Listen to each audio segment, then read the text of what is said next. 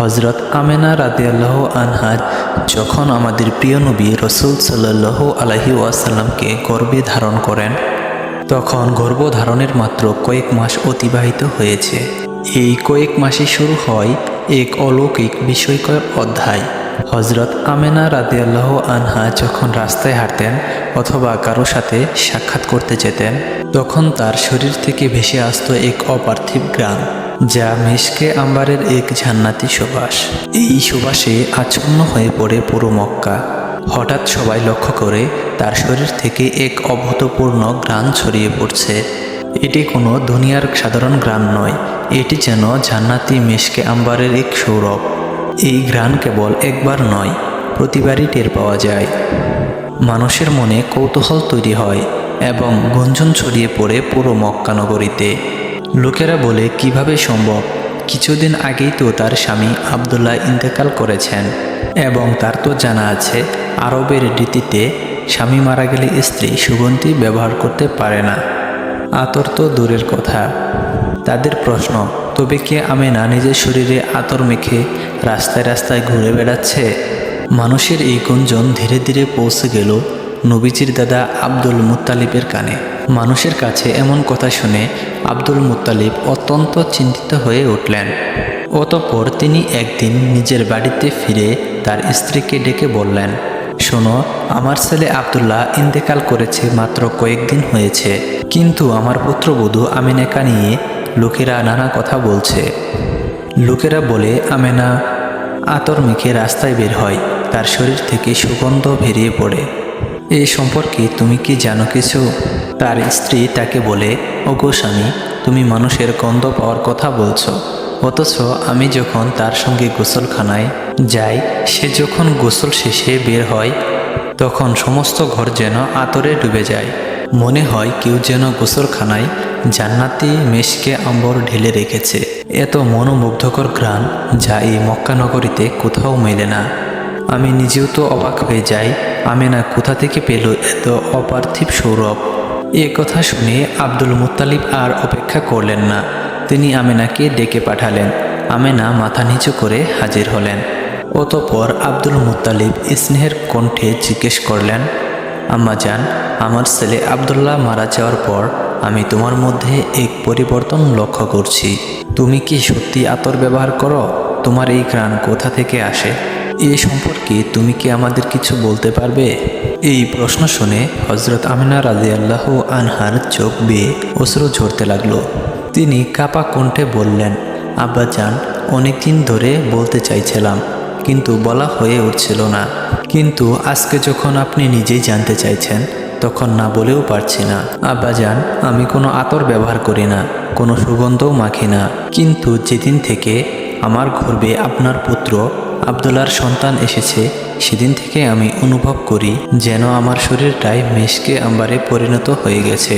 হজরত আমেনা রাদিয়াল্লাহু আনহা আরও বললেন, আব্বাজান, শুধু এইটুকুই নয়, আমি আরও অনেক আশ্চর্য ঘটনা অনুভব করেছি। আজকে আমি সব কিছুই বলতে চাই। একদিন আমি আমার বিছানায় শুয়ে আছি, হঠাৎ দেখি ঘরের মধ্যে 4 জন রমণী প্রবেশ করেছেন। তাদের চেহারায় ছিল নূরের ঝলক। তারা আমার দিক তাকিয়ে বলল, চুপ করো, কথা বলবে না। আমি বিস্ময়ে চুপচাপ তাকিয়ে রইলাম। তাদের মধ্যে 3 জনের পরিচয় আমি জেনেছি, কিন্তু একজনের নাম জানি না। প্রথমজন ছিলেন হজরত ঈসা আলাইহিসসালামের মা হজরত মারিয়াম আলাইহিসসালাম।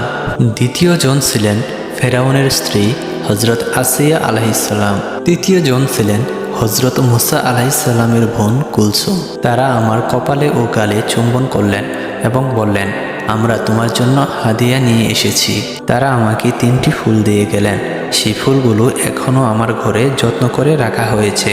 তারা আমাকে বললেন, আমেনা, তোমার গর্ভে যে রয়েছে তিনি হচ্ছেন আখেরি জামানার নবী, দুজাহানের সর্দার হাবিবুল্লাহ হজরত মুহাম্মদ সাল্লাল্লাহু আলাইহি ওয়াসাল্লাম।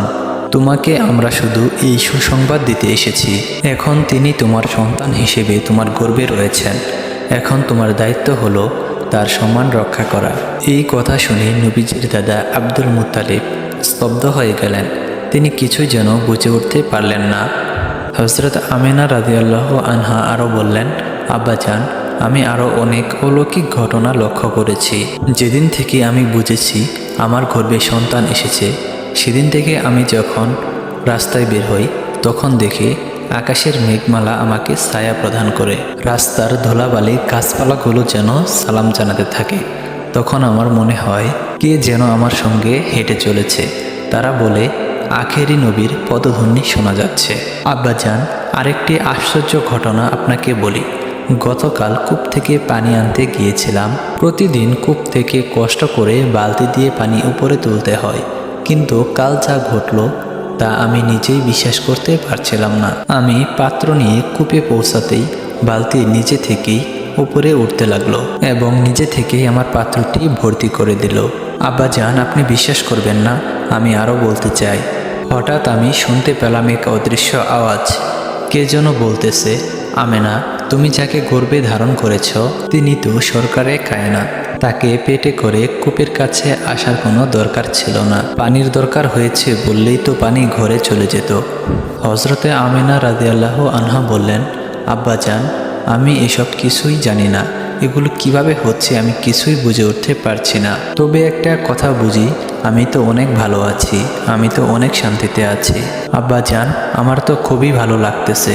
মনে হচ্ছে আমি মহান আল্লাহ তাআলার আশ্রয়ে আছি। হজরতে আমেনা রাদিয়াল্লাহু তাআলা আনহা আরও বর্ণনা করেন, আমি নারীদের কাছে শুনতাম যখন একটি মহিলার গর্ভে সন্তান থাকে তখন সেই মহিলার বা মায়ের অনেক কষ্ট হয়। কখনো পেটে ব্যথা, কখনো বমি, কখনো জ্বর, কখনো মন মেজাজ খিটখিটে হয়ে ওঠে। এসব শুনে আমি অবাক হতাম, কারণ এই 9 মাসে আমার তেমন কোনো কষ্টই অনুভূত হয়নি, এমনকি আমার মাথা ব্যথা পর্যন্ত হয়নি। এছাড়াও হজরত আমেনা রাদিয়াল্লাহু তাআলা আনহা বলেন, এই সময়ে তিনি বেশ কিছু বিস্ময়কর স্বপ্নও দেখতেন। হজরত মুহাম্মদ সাল্লাল্লাহু আলাইহি ওয়াসাল্লামের দাদা আব্দুল মুত্তালিব কাবা শরীফের কাছে গিয়ে দিনরাত আল্লাহর কাছে প্রার্থনা করতেন। তিনি কাঁদতেন আর বলতেন, হে আল্লাহ, আমার ছেলে আব্দুল্লাহ এই দুনিয়ায় নেই, কিন্তু তার ঘরে একটি সন্তানের জন্ম হতে চলেছে। হে আল্লাহ, তুমি এই শিশুটির হেফাজত করো এবং আমার আব্দুল্লাহর বংশ অবশিষ্ট রাখো। রাসূল সাল্লাল্লাহু আলাইহি ওয়াসাল্লামের সকল চাচারা ওদের আগ্রহে অপেক্ষা করতেছিলেন যে তাদের ভাই আব্দুল্লাহর ঘরে সন্তান কখন জন্মাবে। এইভাবে দীর্ঘদিন চলে গেল।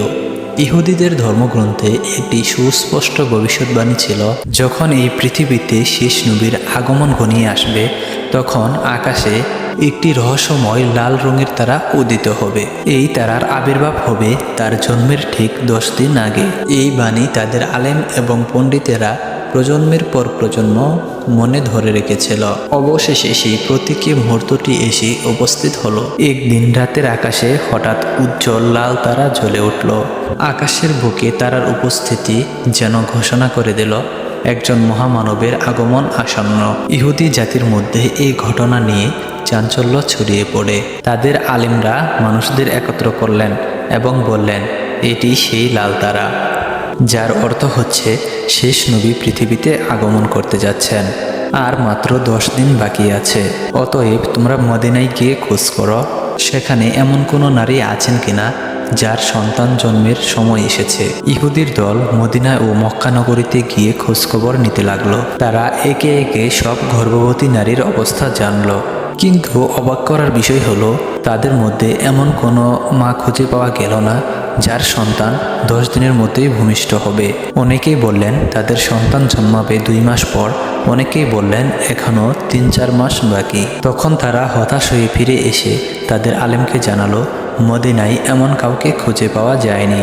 তখন আলেমরা বললেন, তাহলে এবার মক্কা নগরীতে যাও, অনুসন্ধান করো সেখানে। ইহুদি অনুসন্ধানকারী দল মক্কায় রওনা দিল। মক্কায় এসে তারা প্রতিটি গৃহের প্রতিটি পরিবারের খোঁজ নিতে লাগলো।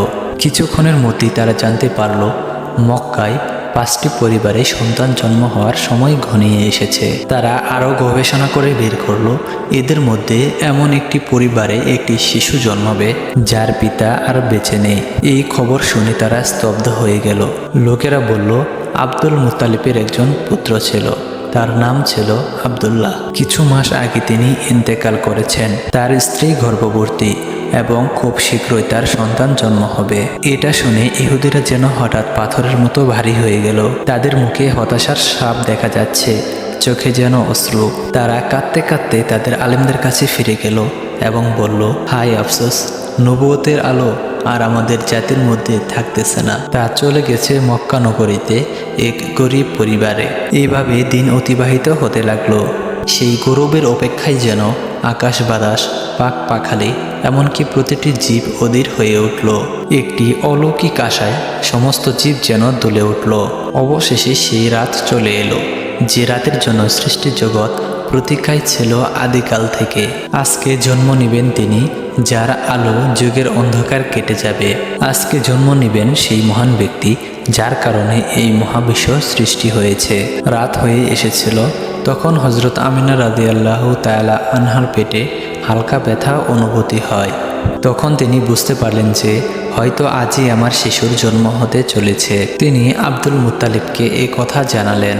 নবীজির দাদা আব্দুল মুত্তালিব তার মহল্লার শিফা নামের একজন মহিলাকে ডেকে বললেন, আজ তুমি আমিনার ঘরে থাকো, কারণ আমার ছেলে আবদুল্লার ঘরে আজ এক শিশুর জন্ম হবে। রাত গভীর হতে লাগলো, চাঁদও যেন নীরবে মেঘের আড়ালে লুকিয়ে গেল। হজরত আমিনা রাদিয়াল্লাহু তাআলা আনহা বলেন, যেই রাতে আমার সন্তান জন্মগ্রহণ করেছিল, সেই সময় আমাদের আর্থিক অবস্থা এতটাই করুণ ছিল যে আমাদের কাছে প্রদীপ জ্বালানোর মতো তেলও ছিল না। এই দারিদ্রতার মধ্যেই আমাদের প্রিয় নবী হজরত মুহাম্মদ সাল্লাল্লাহু আলাইহি ওয়াসাল্লাম এই পৃথিবীতে আগমন করলেন। সেই রাতে আব্দুল মুত্তালিব এবং তার ছেলেরা বাড়ির বাইরে অপেক্ষা করতেছিলেন, যেন তাদের ভাই আবদুল্লাহর স্ত্রীর সাথে কোনো কিছু ঘটে গেলে তারা যেন তাৎক্ষণিক চিকিৎসার ব্যবস্থা করতে পারেন। সমস্ত রাতে কেউ ঘুমাননি। রাত কেটে যাচ্ছিল, চারদিক ছিল অন্ধকার। ভোরের সময় হজরত আমিনার পেটে আবারও হালকা ব্যথা অনুভূত হলো। তিনি বুঝতে পারলেন বাচ্চার জন্মের সময় ঘনিয়ে এসেছে। তিনি শিফাকে ডেকে বললেন, আমার পেটে ব্যথা হচ্ছে।